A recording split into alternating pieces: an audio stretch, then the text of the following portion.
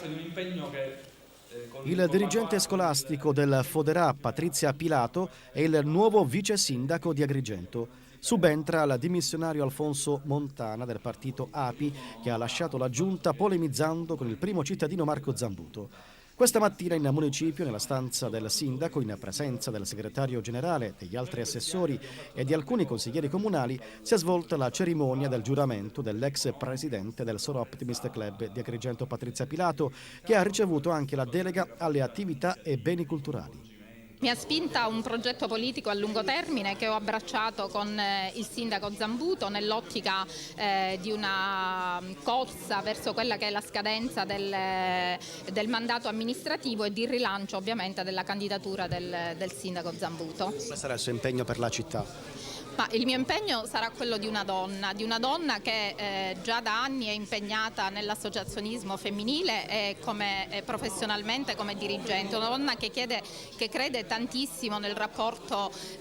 con le istituzioni, che crede appunto che in una società multicentrica come la nostra ciascuno sia un attore assolutamente fondamentale, che debba dare a quelli che sono i portatori di interesse della società le risposte che essi meritano, mettendo ovviamente tutto l'impegno, tenendo conto delle risorse a disposizione, cercando gli strumenti per poter anche, al di là di quelle che possono essere le risorse materiali, rispondere ai bisogni comunque della collettività. Patrizia Pilato, nel corso della conferenza stampa, ha tenuto a precisare che la sua non è una nomina di partito, che non appartiene a Grande Sud.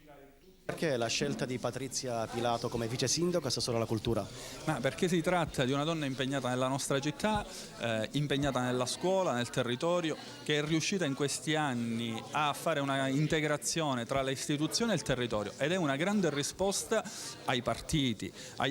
logori che ancora in questa città fanno i tranelli, i trabocchetti, gli inciuci, le grandi coalizioni solamente per confrontarsi, solamente per fare battaglie personali. Quando noi in questa città, in questi anni, abbiamo fatto una grande battaglia affinché questa città, prima di tutto, non fallisse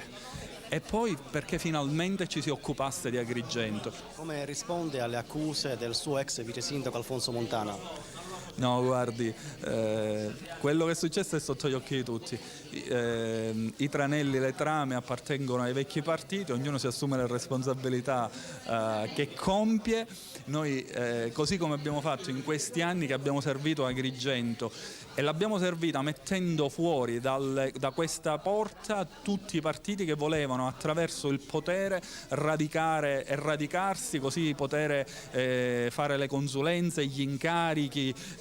potersi organizzare per fare le liste, presentarsi al corpo elettorale, fare le promesse attraverso il potere che avevano. No, noi in questi anni abbiamo seguito una strada diversa, che è la strada di servire questa città, e questa è la strada che con grande difficoltà abbiamo percorso, e con la nostra faccia abbiamo il coraggio di presentarci ad Agrigento con il nostro viso, che è stato qui presente 5 anni.